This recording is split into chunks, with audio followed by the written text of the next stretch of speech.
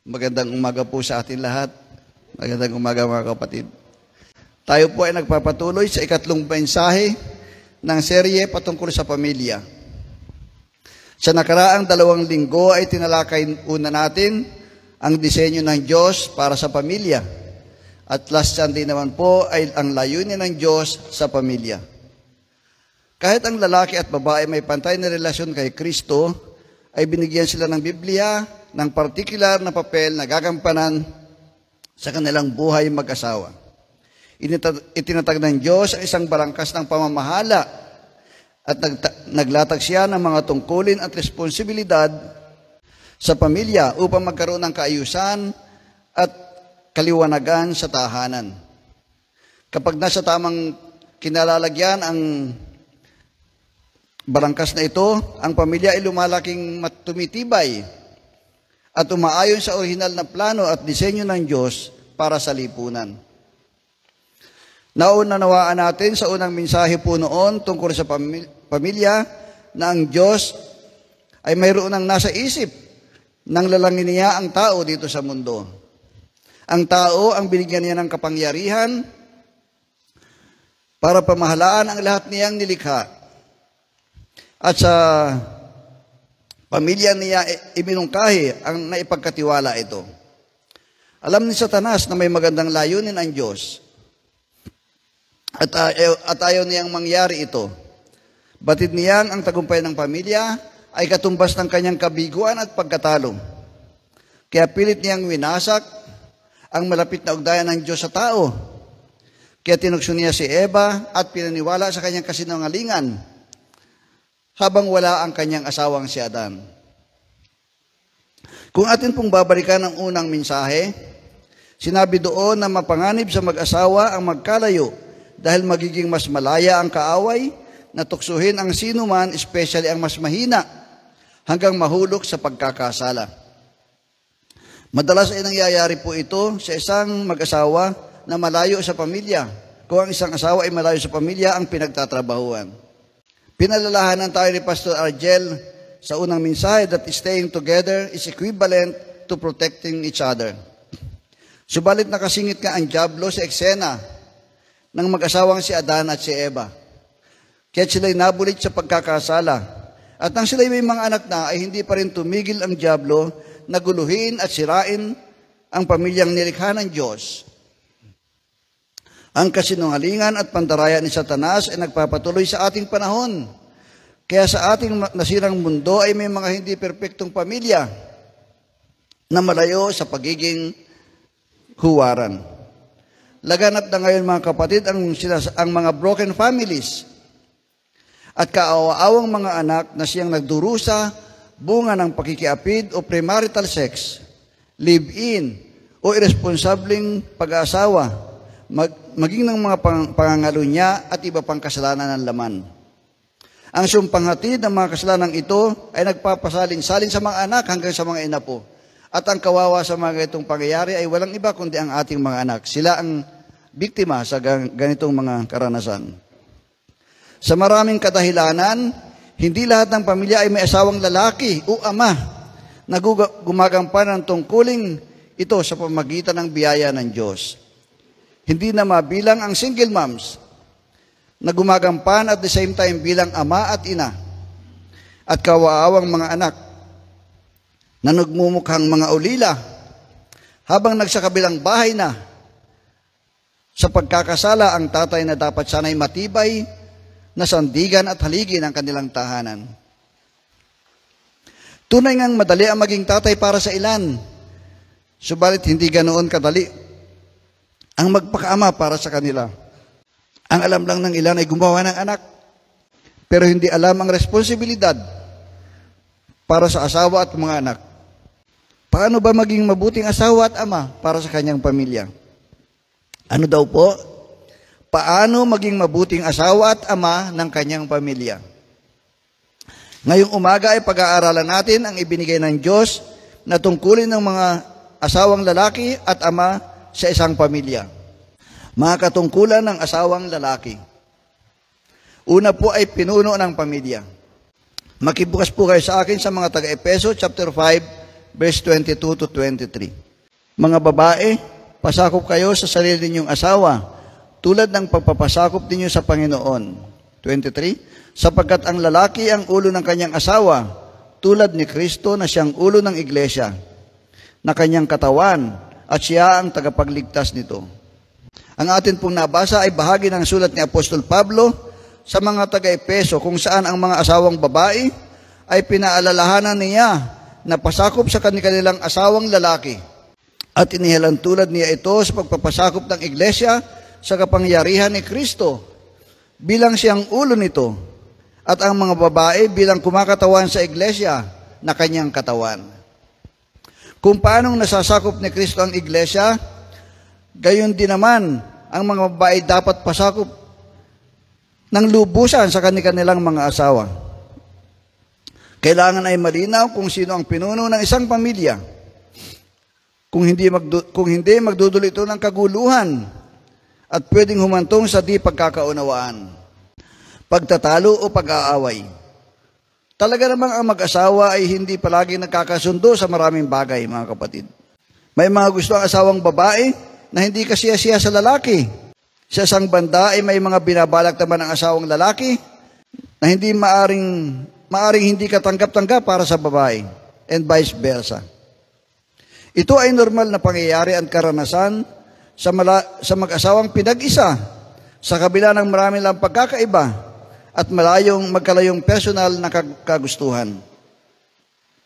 Isaalang-alang pa natin ang magkaibang kultura at tahanan ng kanilang nilakihan.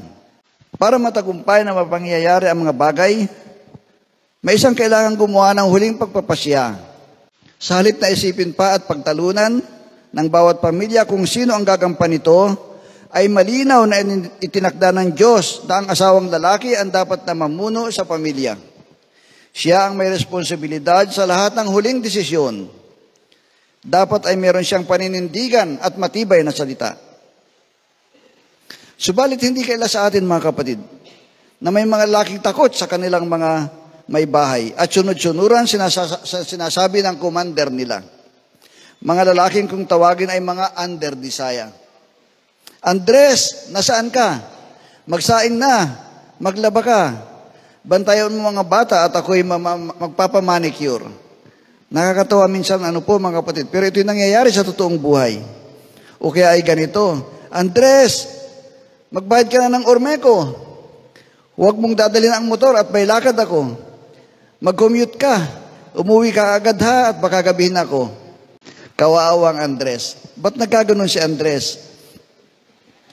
Marahil ay asawa ang nagtatrabaho o mas malaki ang kinikita ni Mrs. kesa sa kanya. May mga asawang babae na sadyang magaling dumiskarte at sa kanilang postura ay sadyang dominante ang personalidad. Sa kabilang banda naman po ay may mga lalaking may inferiority complex. Kapo sa pinag-aralan o walang trabaho kaya iniaasa sa may bahay ang paghahanap buhay. Mayroon pang sobra talagang pagkabatugan. Wala nang ginawa sa maghapon kundi magmadyong at paisi-isi lang sa buhay. Kaya pati ang kanyang anak ay nagmana sa kanyang katamaran. Meron din namang sadyang mabait at sobrang magmahal sa kanyang asawa. Kaya hindi magkabasag pinggan sa kalamyaan.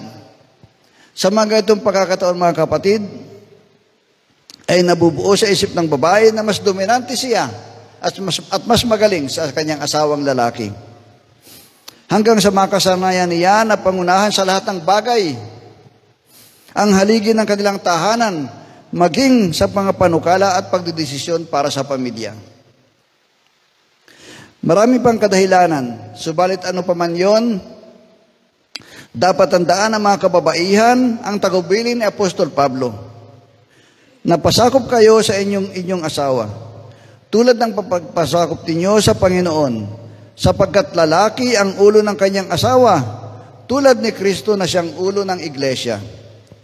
Pagkatandaan na ito ay hindi lang tagubilin, kundi pautos na sinabi ni Apostol Pablo sa mga kababaihan. Hindi niya sinabi sa mga lalaki na sakupin ninyo sila, kundi malinaw ang utos sa mga babae. Pasakop kayo, ang sabi niya. Ibig sabihin ay nariyan na at inakda na ng Diyos ang kapangyarihan ng pamumuno sa mga lalaki. Wala nang dapat sakupin, sapagkat naitagdag na ang pamumuno.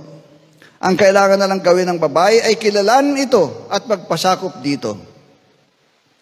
Hindi lang ito sa ating henerasyon. Hindi lang sa panahon ng mga apostol pagkatapos na mamatay si Kristo, kundi maging noong unang panahon, sa panahon po ng mga propeta.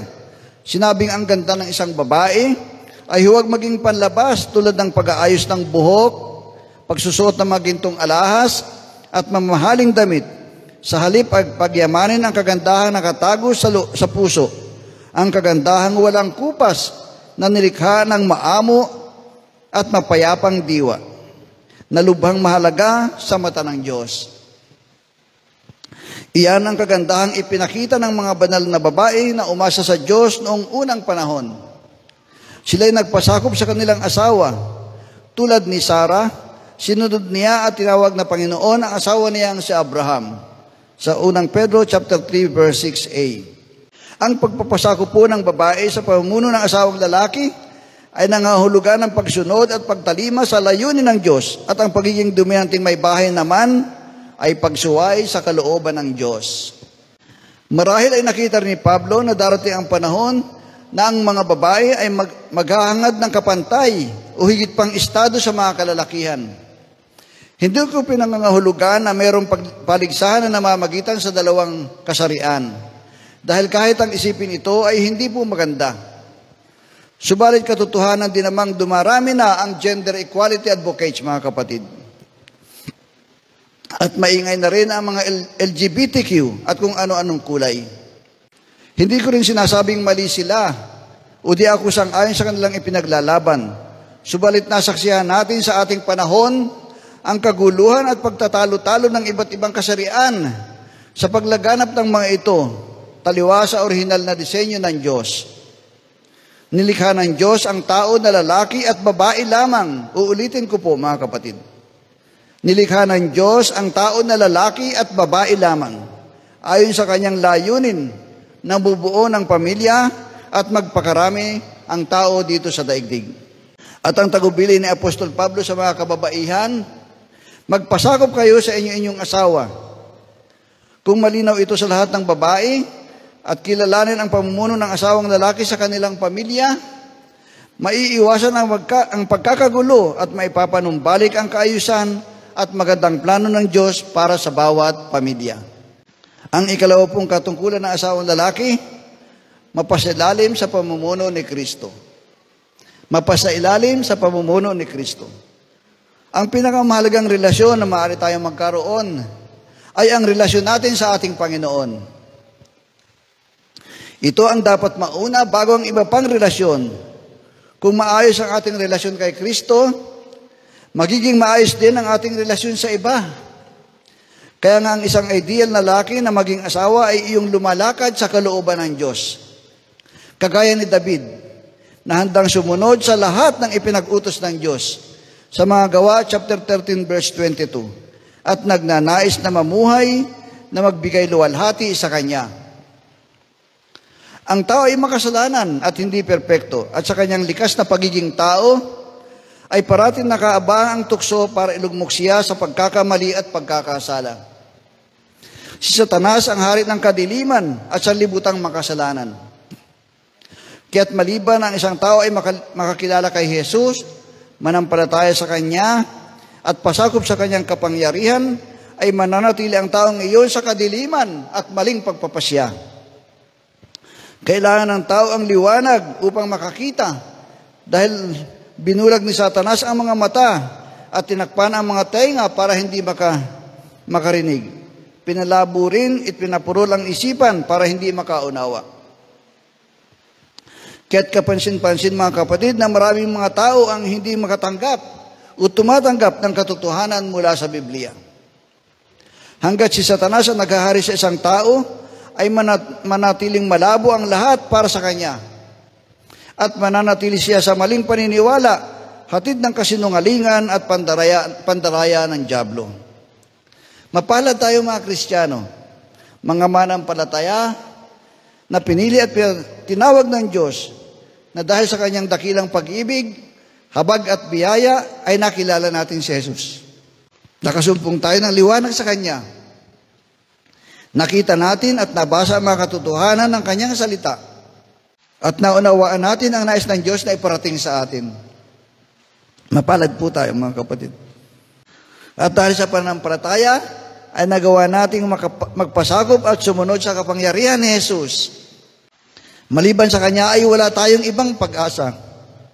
At upang magawa ng isang ama na pamunuan ng maayos ang kanyang pamilya, ayon sa pamamaraan ng Diyos, ay dapat na nasa ilalim muna siya ng pamumuno ni Jesus. Sa unang Korinto chapter 11 verse 3, ngunit nais ko maunawaan ninyo na si Kristo ang ulo ng bawat lalaki. Ang lalaki ang ulo ng kanyang asawa, at ang Diyos naman ang ulo ni Kristo. Unang Korinto chapter 11 verse 3. Ipinaunawa sa atin ang talata na ang lahat ng kapangyarihan ay nagmumula sa Diyos, na siyang ulo ni Kristo. Si Kristo ang ulo ng lalaki, at ang lalaki ang ulo ng kanyang asawang babae, ayon sa pagkakasunod. Kaya mahalaga para sa mga lalaki na mapasailalim muna sa kapangyarihan ni Kristo para mapangunahan niya ng maayos ang kanyang pamilya. Sa huli, ang lahat ng otoridad ay sa Diyos, at ang lahat ng tao ay nasa posisyon ng anumang kapangyarihan ay itinalaga niya. Kabilang na po dito ang pamilya. Kapag ang isang haligi ng tahanan ay may malapit na ugnayan sa Diyos at naghahangad na sundin ang lahat ng kanyang pamamaraan, tunay niyang mapamumunuan ang kanyang pamilya sa paraang malinis, nais ng Diyos na magampanan niya. Kapag ang isang haligi ng tahanan ay nasa malapit na ugnayan sa Diyos at naghahangad na sundin ang lahat ng kanyang pamamaraan, tunay niyang mapapamunuan ang kanyang pamilya sa paraang nais ng Diyos na magampanan niya. At pangatlo po, nakatungkulan ng asawang lalaki, mahalin at paglingkuran ang pamilya. Mahalin at paglingkuran ang pamilya. Mababasa po natin sa Efeso chapter 5 verse 26 to 27. Efeso chapter 5 verse 26 to 27. Mga lalaki, mahalin ninyo ang inyong asawa tulad ng pagmamahal ni Kristo sa kanyang iglesia. Inihandog niya ang kanyang sarili para sa iglesia upang maging banal ito, matapos linisin sa pamamagitan ng bautismo sa tubig at ng salita ng Diyos. Ginawa niya ito para maiharap niya sa kanyang sarili ang iglesia na maluwalhati, banal, walang kapintasan at walang anumang bahid o dungis.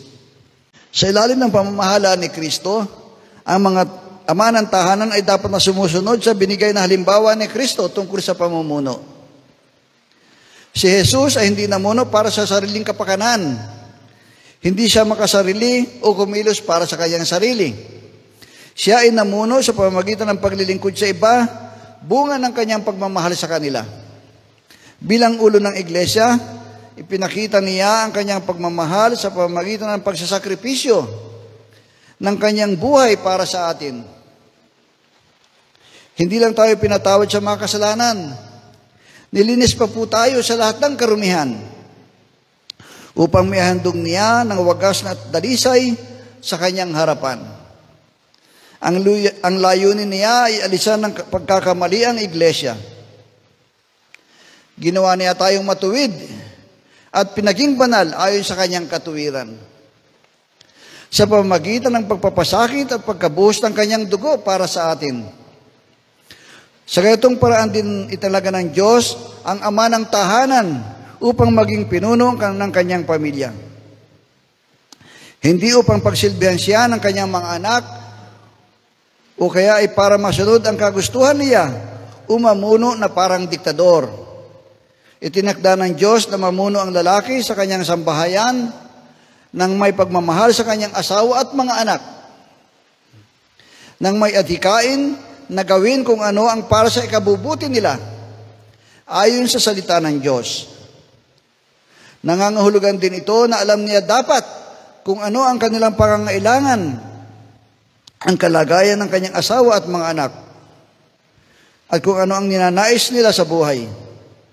Dapat ay sensitibo siya sa kanilang mga paglalambing at mga mithiin at natutugunan ang kanilang pangangailangan. Marunong siya makinig sa mga sinasabi nila at isinaalang-alang ang mga ito sa kanyang mga desisyon.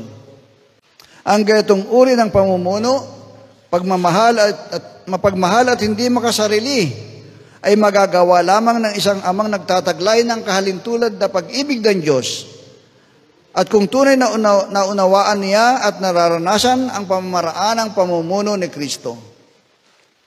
Hindi makasariling pagmamahal at paglilingkod. Kapag ang mga miyembro ng pamilya ay nakararanas ng ganitong pamumuno sa tahanan, lalaki silang taglay ang pag-ibig at pagmamalasakit sa iba. At mas handa silang mamuno at manguna sa iba't ibang larangan ng lipunan. Ang mabuting pamumuno sa bayan, mga kapatid, kadalasan ay bunga ng isang pamilya na pinalaki sa pag-ibig at pagkalinga ng amang mapagmahal. Kapag ang namumuno sa inyo ay parautos, subalit hindi naman gumagawa at nakapamayawang lamang, ay baka siya isang commander, hindi leader. Power tripper. Ang tunay na pinuno ay nangunguna, hands-on na gumagawa at naglilingkod para sa mga minamahal. Sinabi ni Jesus sa kanyang mga alagad kung ano ang tamang paglilingkod sa Mateo chapter 20 verse 25 to 28. Dahil dito, pinalapit ni Jesus ang kanyang mga alagad, sinabi sa kanila, alam ninyo na ang mga pinuno ng mga hintil ay itinataas ang kanilang sarili bilang mga Panginoon sa kanila. At ang kagustuhan ng mga nasa kapangyarihan ang siyang nasusunod. Hindi ganyan ang dapat umiral sa inyo. Sa halip, kung nais ninyong maging dakila, dapat kayong maging lingkod sa iba. At kung sino man sa inyo ang nagnanais na maging una, ay dapat maging alipin ninyo.